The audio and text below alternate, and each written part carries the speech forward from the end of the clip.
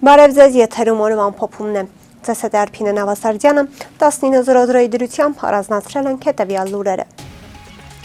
Տավուշը հանուն հայրենիքի շարժման առաջնորդ Բագրատ arczepiskopos Գալստանյանը կարծում է, որ խաղաղության պայմանագիրը մեզ համար Պրահա 2 է։ Այս մասին Սրբազանը նշել է իր ամեն շաբաթյա ուղերձում։ Այսօր տեղի է ունենում այն մեծ ողբերգությունը, որը մենք անվանել ենք Պրահա 2, այսինքն հանձնելու բոլորիս մեր պատիվը, արժանապատվությունը, հայրենիքը, կյանքը, մեր ամեն ինչը, մեր գոյության իմաստը նույնիսկ։ Եվ ինչ էր ասում, մենք տեղեկություն ունեինք, որ այս ստախոսը, գերագույն ստախոսը հանդիպել է օտարերկրյա դեսպաններին եւ ասել, որ հայտարարությամբ պիտի հանդես գա կամ դիմումով հանդես գա, եւ այսպես դիմելով ժողովրդին, որ այդ պայմանագրի հիշում եք 17 կետեր, այլևս որոնք վերջին 2-3 կետերը համաձայնեցված չէին, այլևս համաձայնեցված են։ Եվ սակայն ինչպես տեսնում եք, ոչ թե հայտարարությամբ հանդես եկավ կամ դիմումով ժողովրդին այդ վճռական, ճակատագրական փաստաթղթի հետ կապված, այլ պարզապես իրեն հատուկ, յուրահատուկ մոլորեցնելու ճանապարհով այսպես իմիջայլոց դարձնելու, որպեսզի որևէ կերպով արձագանքը եւ անդրադարձը համարժեք չլինի։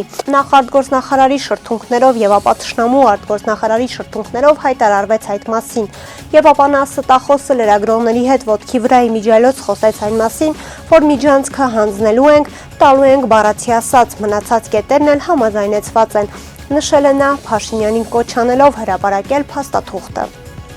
Նիկոլ Փաշինյանն Արարատ համայնքում ներկա է գտնվել GTB Steel ընկերության պողպատե ամրանների արտադրության գործարանի բացմանը։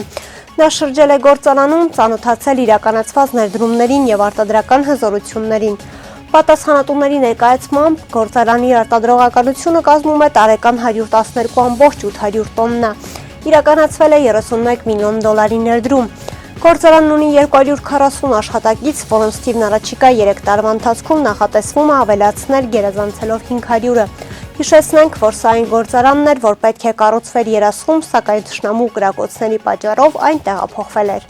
Շամշյան.com-ի տեղեկություններով մարտի 11-ին արտակարգ դեպք է տեղի ունեցել Երևանում։ Ժամը 12:05-ի սահմաններում ոստիկանության կենտրոնական բաժնում օպերատիվ տեղեկություն է ստացվել, որ Թումանյան 21/2 հասցեում գտնվող Լոնդոն հյուրանոցի հյուրը Թուրքիայի քաղաքացի 41-ամյա Ալի Ասլանը ոգելից խմիչքի ազդեցության տակ հայոյում եւ անհարգալից պահվածք է դրսևորում հյուրերի եւ աշխատակիցների նկատմամբ։ Գագիկ Շամշյանի տեղեկություններով ոստիկանության կենտրոնական բաժնի ծառայողները նույն օրը ժամը 13:10-ի սահմաններում Ասլանի նշված հասցեից խուլիգանություն կատարելու հիմնավոր կասկածով տեղափոխվել է ոստիկանության կենտրոնական բաժին։ Դեպքի փաստով ոստիկանության կենտրոնական բաժնում փաստաթղթեր են կազմվել, որոնք փոխանցվել են Հայաստանի Հանրապետության քննչական կոմիտեի Երևան քաղաքի քննչական վարչության կենտրոն եւ Նոր Խմարաշ վարչական շրջանների քննչական բաժին։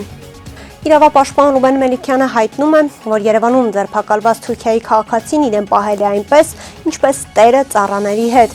Ունեմ տեղեկություն, որ սկզբնական փուլում իրավապահները դրսևորել են adekvat ազդեցություն, սակայն հետագայում ինչ-որ անտեսանելի ուժի ազդեցությամբ նրանց վարքագիծը փոխվել է։ Նախ մեղադրյալին շատ արագ բաց են թողել, ինչպես նաև ի հայտ են եկել ծածկադմփոցի նշաններ։ Լրագրողներին կոչ եմ անում ուշադրության կենտրոնում պահել այս գործը, որպեսզի հրապարակայնության շնորհիվ հնարավոր լինի կանխել թրքահապատակություն ընդունած ԿՊԱ-ականների միջամտությամբ ծածկադմփոցը, գրել է Մելիքյանը։ Արցախի հանրապետության բնակիչ Վերա Աղասյանիդին Հայաստան տեղափոխելու հարցը դեռ որոշված չէ։ Այս մասին հայտնի է դառնում Սպուտնիկ Արմենիայի գրավոր հարցմանը ազգային անվտանգության ծառայության տված պատասխանից։ Վերա Աղասյանիդին Հայաստանի Հանրապետություն տեղափոխելու հարցը գտնվում է քննարկման փուլում, նշել են ազգային անվտանգության ծառայությունից։ Ավելի վաղ Ադրբեջանի պետանվտանգության ծառայության պետի տեղակալ Շարաֆեթ Հասանովը հայտարարել էր, որ Հայաստանն արդեն 5 ամիս է չի տանում Ստեփանակերտում մահացած Աղասյանի մարմինը։ 70-ամյա Աղասյանը մահացել է 2024 թվականի հոկտեմբերին։ Նա ադրբեջանական ագրեսիայից եւ էթնիկ զտումներից հետո Արցախում մնացած սակավաթիվ հայերից էր։ Արմավիր քրեակատարողական հիմնարկում 5 դատապարտյալներ անժամկետ հացադուլ են հայտարարել։ Սպուտնիկ Արմենիայի հետ զրույցում կկծլրատվության եւ հասարակայնության բաժնի պետ Նոնա Նավիկյանը հայտնեց, որ հացադուլը սկսել են մարտի 13-ից։ Նրա խոսքով իրենց դիմումում դատապարտյալներից 4-ը նշել են, որ այս կերպ իրենց աջակցությունն են հայտնում հացադուլ հայտարարած 5-րդ կալանավորի Հարություն Մուրադյանի օրինական դատավճռի իրականացմանը։ Նավիկյանի խոսքով Հացադուլավորների հետ աշխատում են հոգեբանները, հորդորելով դադարեցնել հացադուլը։ Հարություն Մուրադյանի գործին առնչվող որոշ մանրամասներ է հայտնում Factor AM-ը։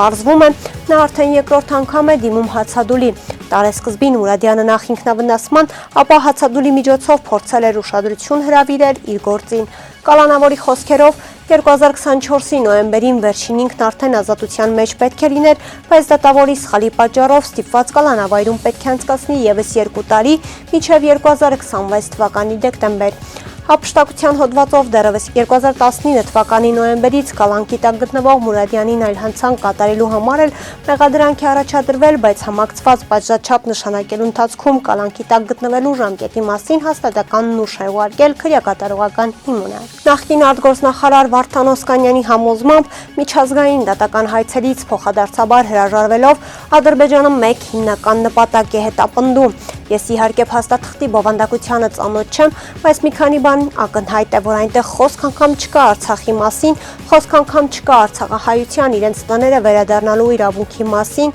խոսք չկա մեր գերիների, պատանների ազատ արձակման մասին, նույնիսկ խոսք չկա Ադրբեջանի զինված ուժերի կողմից Հայաստանի օկուպացված տարածքներից դուրս գալու մասին։ Հիմա եթե գիտենք, որ սրանք այդ փաստաթղթում գոյություն չունեն, անկախ դրանից, թե բովանդակությունն ինչ է, կարելի է արդեն ասել, որ սա Հայաստանի համար տիեզերական մասշտաբի խայտարակություն է։ Բայց ես այս բովանդակությունից ուզում եմ մի հարցի անդրադառնալ, որ գոյություն ունի այնտեղ, որովհետև եւ Հայաստանի Հանրապետության արտգործնախարարը եւ վարչապետը դա հաստատել են, որ Հայաստանը զիջել վերջին պահին ընդունել է, որ Հայաստանն ու Ադրբեջանը փոխադարձաբար հետ են կանչում միջազգային դատական ատյաններից բոլոր հայցերը։ Ես ծանոթ եմ մի հայցի մասին, որը ես կարծում եմ, որ Ադրբեջանի հիմնական նպատակն էր դրա չեղարկումը։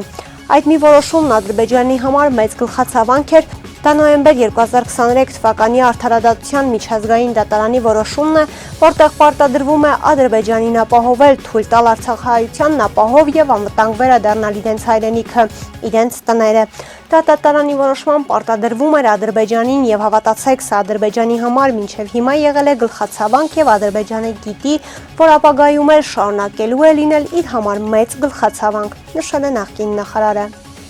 Երևանում մարտի 15-ից ցերեկը 16-ից 17-ին 18-ի գիշերը սպասվում է առանց տեղումների եղանակ։ Մարտի 18-ի ուշ երեկոյան 19-ից 20-ին սպասվում է անձրև։ Այս մասին հայտնում են հիդրոթերապևտաբանության եւ մոնիթորինգի կենտրոն ՊՕԱԿ-ից։ Մարզերում մարտի 15-ից ցերեկը 16-ից 17-ին 18-ի գիշերը սպասվում է առանց տեղումների եղանակ։ Մարտի 18-ի ուշ երեկոյան 19-ից 20-ի շրջանների զգալի մասում սպասվում են տեղումներ։ Լեռնային շրջաններում գիշերային ժամերին ձյան եւ ձնախառն անձրևի տեսքով։ Օդի ջերմաստիճանը մարտի 15-ից ցերեկը 16-ից 17-ին աստիճանաբար կբարձրանա եւս 1-ից 3 աստիճանով։ Մարտի 19-ից 20-ին հատկապես ցերեկային ժամերին աստիճանաբար կնվազի 3-ից 5 աստիճանով։ Փարաքարում այսօր մեկնարկել է ՏԻՄ ընտրությունների նախընտրական քարոզարշավը։ Նախորդային փարաքարի ավականու իշխող դաշինքն Արևաշատ գյուղի նոր մանկապարտեզն էր բացում, կամ ինչպես համայնքապետ Լյուդվիգ Գյուլնազարյանն ասաց, արևաշատցիների երազանքն էին իրականացնում։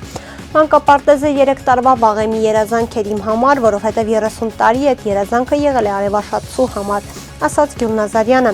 Հարցին ինչպես է ստացվել, որ գյուղի բնակիչների տասնամյակների երազանքի միակ մանկապարտեզի կարմիր ժապավենը քարոզարշավի նախորդային կտրեցին, Գյուլնազարյանը պատասխանել է. Մեր գործընկերները չեն եկել նիստերին, բյուջե չի հատկացվել, դրա պատճառով օրոր հետաձգվել է արևաշատցու երազանքն իրականություն դարձնելը։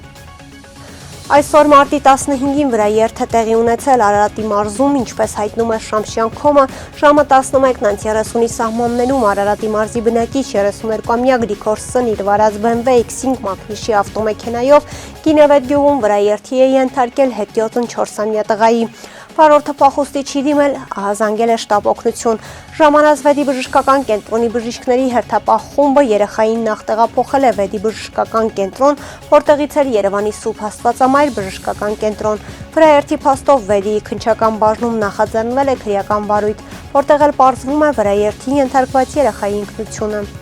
Այսօրվա համար պատրաստել էինք այսքանը, կհանդիպենք։